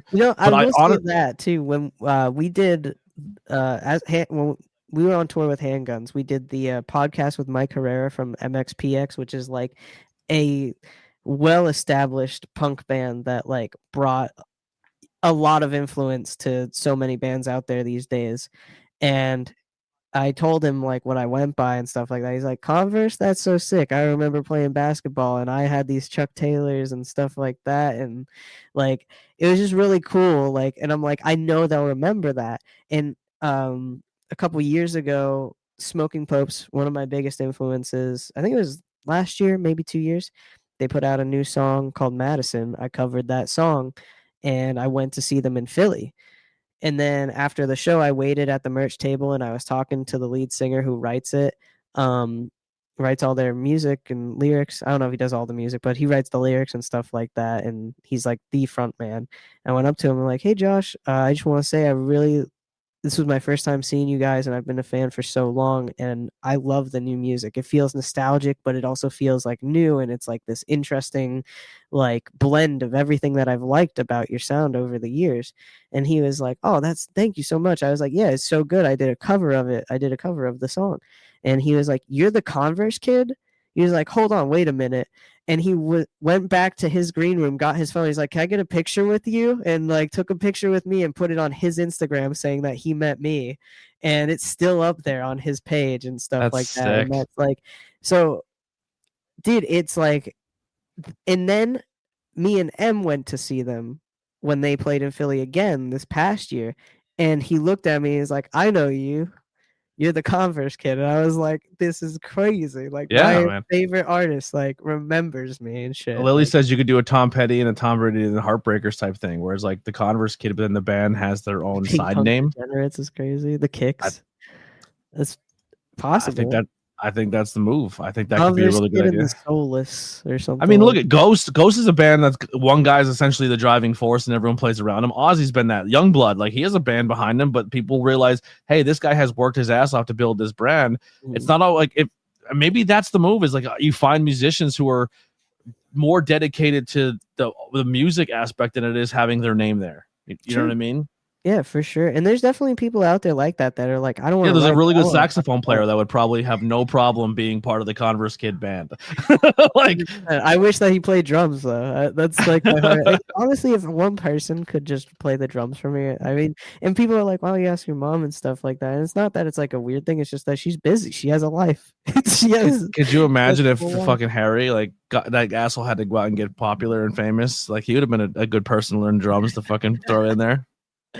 That's fucking Now he funny. has his own thing going on. He has his He's own thing going on, and he has his yeah, own thing going on. I'm like, man, you guys are so successful. And then they're like, dude, we don't message you because we think you're just busy. yeah, I'm like, why would I be busy? You're the ones out there doing shit. yeah. And I mean, it's true though. It's like I'm always posting about something. I'm always playing a show, or I'm always writing and recording. So it's like I don't know. Yeah. I always So try. any new hobbies or interests that you have picked up since then? Are you watching any movies, playing any video games? Anything that's out there right now you're currently into? Um, I've really been into watching a lot of videos based on VFX work lately in film and CGI and stuff like that. I briefly got back into coding games. Me and my cousin Ben were uh, kind of going back and forth about making a VR game, which I don't want to go into details with because it's a pretty good idea. Yeah. But I did that for a little bit and was trying to learn coding again and was just kind of just small stuff that I never really took off the ground with. Yeah. But streaming again, I've been getting back into doing live streams, playing music and also games and just hanging out and doing Is there that. any new artists or musicians you're into right now that you're like a fan of? Dude, 100%. So many. So many. Palomino is a big one for me. Obviously, always Timmy, always like Yell at God, all the people that have ever put me on to a show, like Justin, who I'll be playing with. Um, Any mainstream stuff Pop that you're into right now? Mulligan's been really good for me. Yeah. I like their newest release. I got to meet them and they were pretty chill. I'll just say that. Uh, not that I had a negative experience with any of them. They were all awesome. Maybe one of them was a little awkward, but other than that, the band's great. No. I would love to open up for them someday and get a second chance at me not being an awkward person. But Yeah. Silverstein, I've been listening to their newest album. It's okay right now. I don't like it entirely because of the let's collaborate with as many people as possible thing that everybody's doing right now, but it is what it is, you know. You can't I've been obsessed with just listening to Ozzy over and over and over. yeah. But I'm also like Youngblood got me. Mhm. Listening to a lot of Youngblood. I'm still obsessed with Ghost. That's a lot of No that. one really caught on to him until that happened, and that kind of bums me out because like he's always been a pretty talented artist, Youngblood. Like I remember I Very listened to talented. a couple of his singles back in the day, but I think that emo rap was like flooding the gates of everything that was going on. You know what I mean? Like Yeah. and now that he did that and people are like, wow, he's more than just that kind of artist. Like he can actually sing or he can actually entertain people. So He's watching him is like he's like a mix of like the 4 or 5 artists I really like and Mhm. into one human into a new generation. Like I look at him like when I first seen him, I was like, all right, who's this Sex Pistols punk kid? And That's then I was cool. like, all right. And then he kind of like evolved, and I was like, oh, who's this David Bowie dude? Like kind of like cross dressing and really putting his sexuality out there and like kind of toting those lines. And then I seen him do the Ozzy thing. I'm like, oh, he's young Ozzy. And then I was like watching and listening. I'm like, he's kind of like a Steven Tyler too. He's got a big ass mouth on him. And then him and Steven performed last week. I'm like, he's like an amalgamation of all these amazing rock stars, and he's kind of finding his way to Oh, really do cool things. M worked with him in 2017 and 2018 before he was popular. Hopefully, good things. Yeah, she's like, he's a fucking dick. she's like texting me. She's like, he's a bad person. No, I'm Yeah, kidding. No, he bites the heads off bats. That's weird. He's like trying to just so hard. No, so hard. yeah. Holy shit. What games are you playing? Lately, me and Em have been just playing a lot of Cuphead, like so much so that she just gets rage baited every time that I don't think we play that's too together. hard. I can't do that. It is a lot. Warp Tour. That makes sense to me. Um, Yeah. no, Cuphead is fun. Peak is fun. I've been playing a lot of Peak. Peak's been a great time. And also Valorant, which no one knows what the fuck that game is anymore, but it's a first-person shooter arena, kind of like Overwatch, but different, a little bit more tactical. Overwatch for like N64 graphics. No, It looks shitty. I watched you play it. Yeah, I think it looks like fucking 2001 video game. That's crazy. Yeah, it That looks might just super be simple. my PC being shit, honestly. Oh, maybe. I was like, why is he playing like a fucking Super Nintendo game? That's funny to me. God damn. I wish I could get more into like single player games, but I just don't have the time in my head. I don't have the time. I'm wasting too much time. I'm not writing a song. I'm not, doing something productive. Yeah. But I am excited. I am excited for something very specific, which is out right now, and we should play sometime. The new Skate. Is it out? Mhm. No, it's not. On my Xbox, I can get the new Skate right now. It should be out. Yeah, it should be out. It's out on PC. I just downloaded it the other day. I'm checking out as we speak. So we've been talking about this for a while, but I'm going to put it out in the universe because we're on screen, and I'm going to pressure both of us to. That's really loud. I apologize.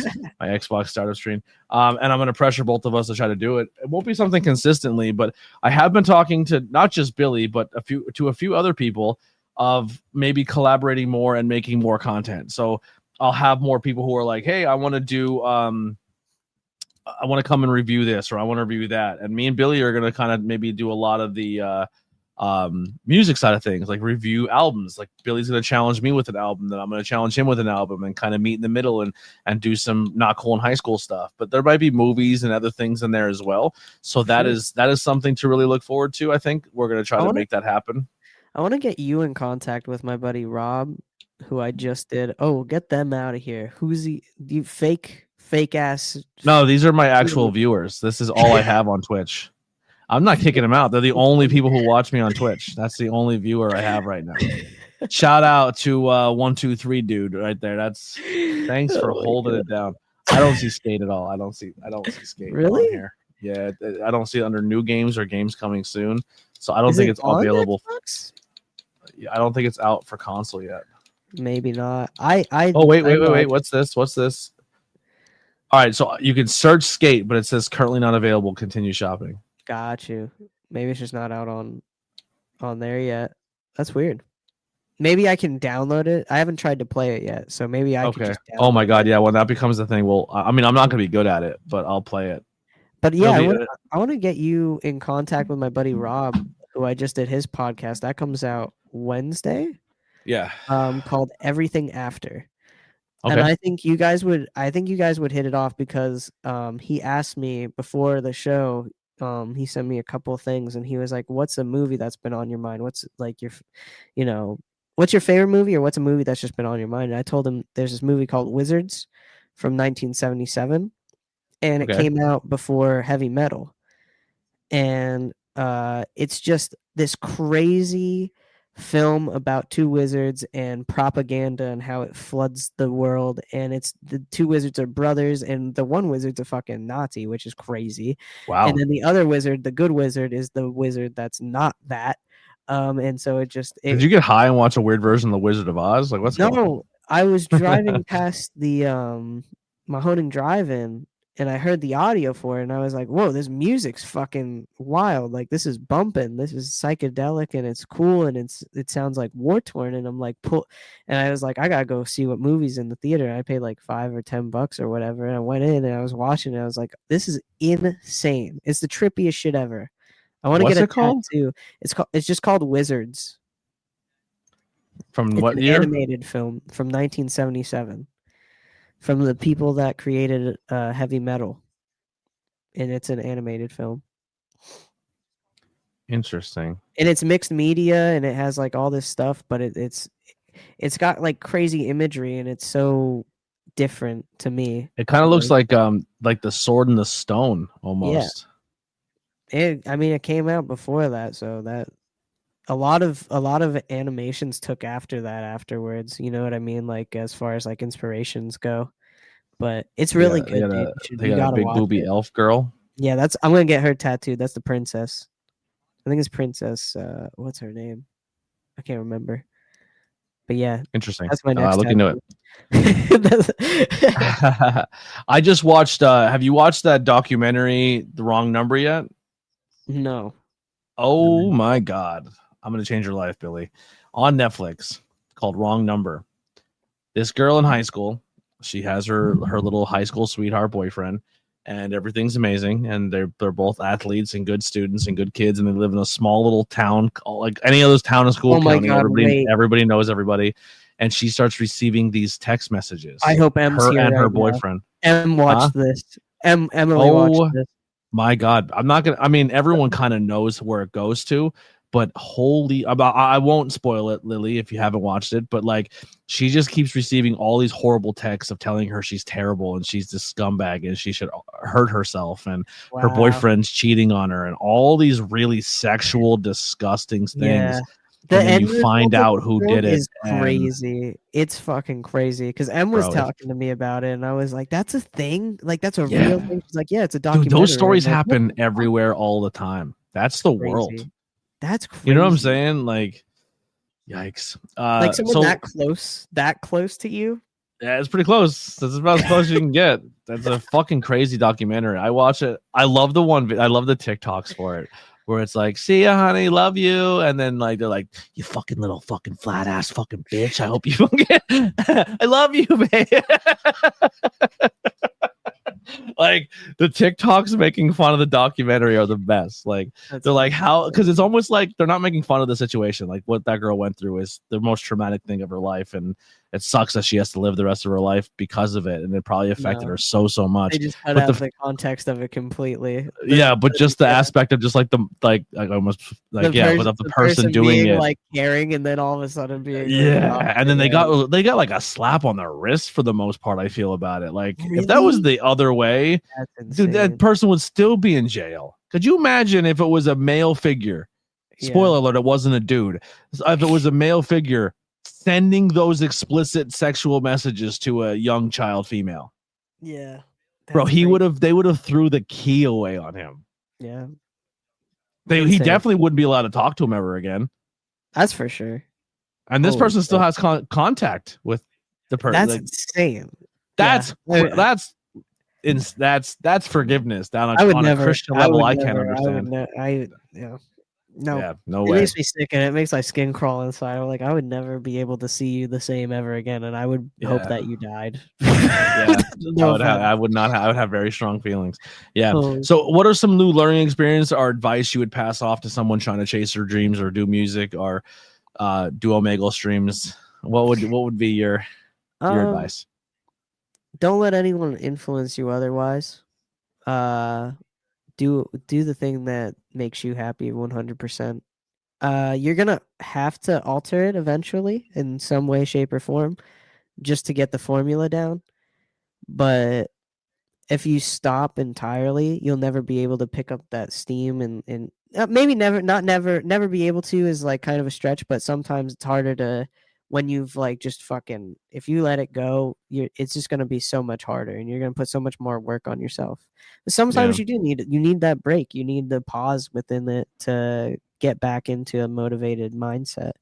So if you're someone that's like driven, and I'm in no way an expert because I don't have a label Yeah, we're deal. still figuring You shit know what out. I mean? Like Got 10 people I'm watching. Who not the fuck are huge, we? but I've toured. I've booked shows where I've gotten paid in different states and stuff like that. So like if that's your goal, I can get you there. Really, the whole thing is make real friends. make actual fucking friends and be the most realistic person you can and cut out all the bullshit. If it doesn't align with you, then just, split it off, get it out of here. Don't fucking deal with it. And find the people that actually align with the things that matter to you. And that might not be me, but you gotta figure your own thing out. Yeah. What are you grateful for? And are you currently happy? My family, my current girlfriend is really rad, and I'm very happy about that. The music scene that I've sort of slowly embedded myself into, is super supportive, and I'm really grateful. I mean, they might not be chatting, but I'm sure that they're watching.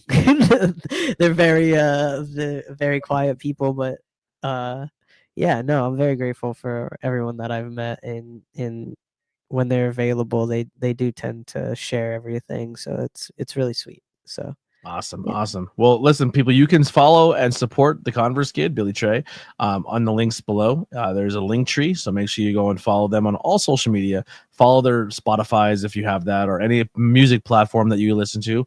Leave some reviews. Put them in the rotations, put them in some playlists. Let me know what you think.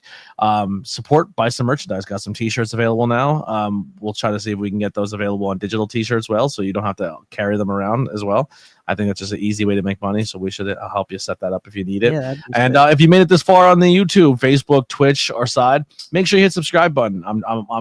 I set a goal for myself for 10,000 by the end of the year. It's not That's a looking big likely. goal. That's a big It's goal. a huge goal. Maybe It's a huge 2,000. goal. Maybe 2,000. I think 2,000 is my realistic, but 10,000 is my big goal. You're like, that's my dream goal. Yeah, I would like to hit 10, but if we can get, I'm about halfway to 2. Like I'm 1,500 some subscribers. So I'll tell you what, that's when the I goal. pop off and my music pops off, I'll put out one of the songs that we have on here with ABJ podcast theme in parentheses, so that people are Yeah. like, what the fuck is that? Write some lyrics like this Vice fucking versa, guy gets dude. Like, drunk and says stupid stuff on stream. I'll do like the legitimate Like a fucking theme Beavis song. and Butthead intro music, but like with lyrics. Yeah, That'd be that'd be rad. great. Holy shit. Yeah, also you check my link tree out. I do have some merchandise ways you can support. Follow me on social media. Come stalk me. I need something weird in my life to fucking spice it up. But that's pretty much all we got.